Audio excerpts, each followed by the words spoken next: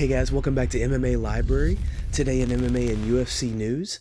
Last night, UFC 279 went down at the T-Mobile Arena in Paradise, Nevada. We saw some great fights. Here's a short recap. Daniel Rodriguez defeats Li Jingaling via unanimous decision. Here's what Rodriguez had to say in his post-fight interview. Continuing the welterweight division, they only took a short the catch weight because first off, Kevin will agree to it, and I kind of figured, like, well, since it's on short notice, why worry about cutting weight when we could just, and it's such a high-level fight, I figured if I was to request that, then we could just focus on training and being able to eat and fuel the workouts. Yeah, all those good things. The Leech had a ranking next to his name. Do you feel like you should see one come Monday? Do you think you're getting closer to that top 15? I mean, what does that look like in your opinion? I definitely think that I deserve a ranking. After my last fight versus Kevin Lee, I was ranked number 15. But due to my inactivity, it's been a year. I feel like I earned a spot. Lee is number 11. I didn't even know that. I didn't even know if he was ranked. But yeah, it would be nice to see my name in the rankings. Split decision victory tonight. You got the job done. When do you get back in there? It was a long time since we had seen you compete, over a year. Would you like to have another fight before the end of 2022? Yeah, I'd like to fight again. My main goal was really, since my injury, was to get back in shape enough to be able to take these short notice calls, and now I feel like I'm that. Take about a week off. My legs kind of sore, and I'll be back to work in a week, and sure enough, like within a couple of weeks, I'll be ready to fight again. Excellent, and we will be ready to watch. Congratulations on the win. In the co-main event of UFC 279, we saw Khamzat Chimaev run through Kevin Holland, earning himself a first-round submission via Darce choke. Here's what Khamzat had to say in his post-fight interview. He was talking to you a little bit. It seemed like you were talking back. What were you guys saying to one another in that short time on the canvas? Yeah, he said you were quick, fast, and on the side say, of course I'm fast. I'm the best to go, so best guy in the world. I should be fast. I know that, obviously you were supposed to fight Nate. The main event is going on right now. I can see you kind of peeping the monitor right now. But what did you think about what you have seen from this main event, and what would have happened with you versus Nate?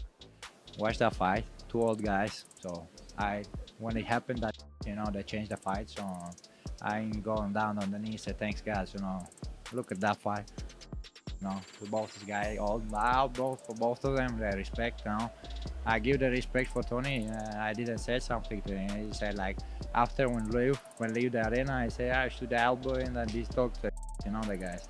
When he sees my face, nobody talks.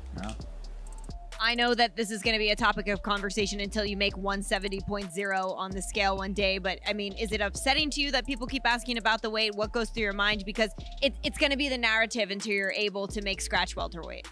I could make that way, so the doctor stopped that. So yeah, what I could do now, and I was waiting what she said to me. That I said I want to fight, so I give all my money to the guy. I said it was almost 2 million, so I said give all my money to the guy, let him fight. If he's that gangster, he should fight for money. Yeah, but he didn't want to fight me, So who's the gangster now? Nate Diaz defeats Tony Ferguson via submission in the 4th round of UFC 279.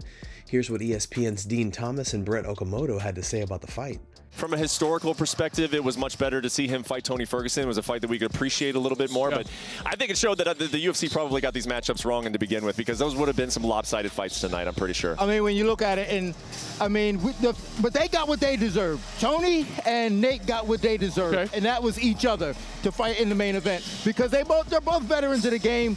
And the great R.J. Clifford always says, the young eat the old. And I would have hated to see Khamzat do what he could have done to Nate tonight, because Nate didn't look great tonight. But I tell you what, they got what they deserved, and Nate's going to go out on his own terms, and you got to respect that. Much more on Nate's history in the UFC and when we will see him again in some capacity.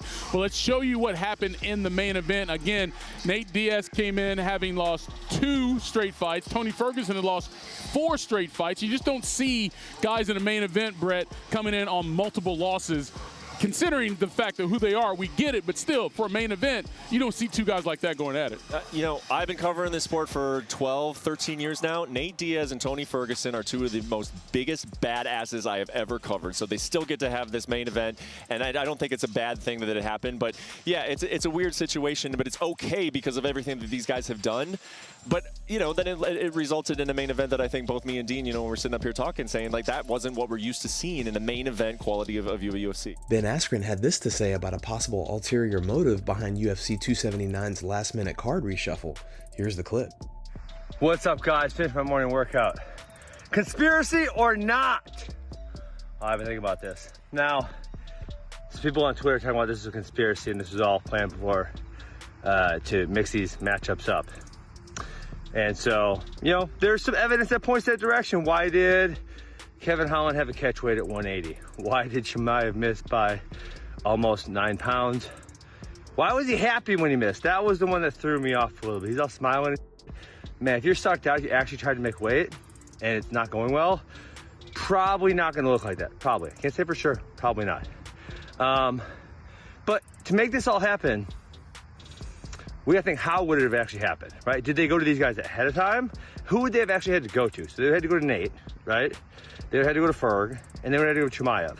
Holland, you know Holland's gonna say yes, you probably don't even have to talk to him. The other ones, they're bit players. If that fight doesn't work out, it's not the end of the world.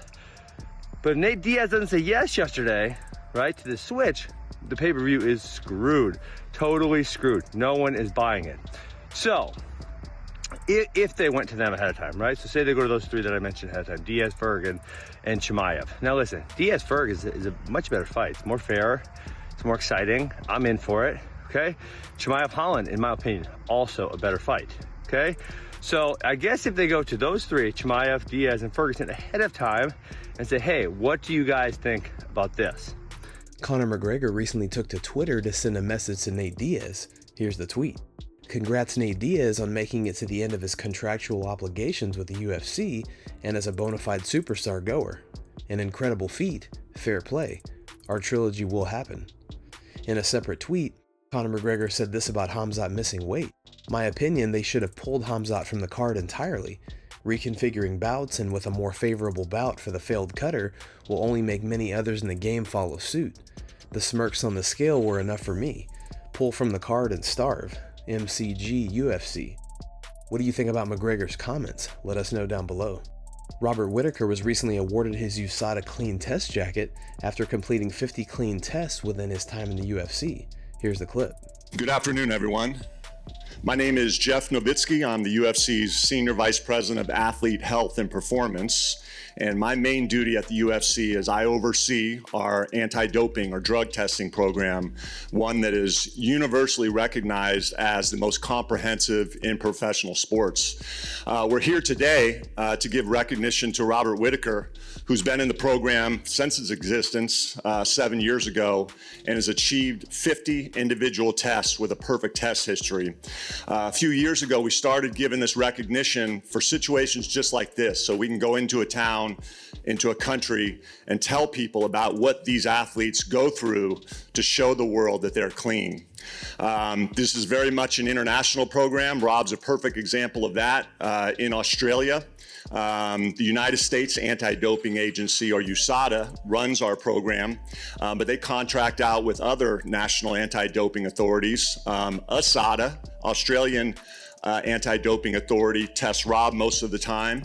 After the presentation, Rob said, "My dad always told me if you have to cheat to win, don't play, and I've stuck with that my entire career, so it's cool to be recognized for it." Guys, thanks so much for checking out the video. If you like the content we do here on this channel, don't forget to like and subscribe to MMA Library for all the latest MMA and UFC news. We'll see you in the next video.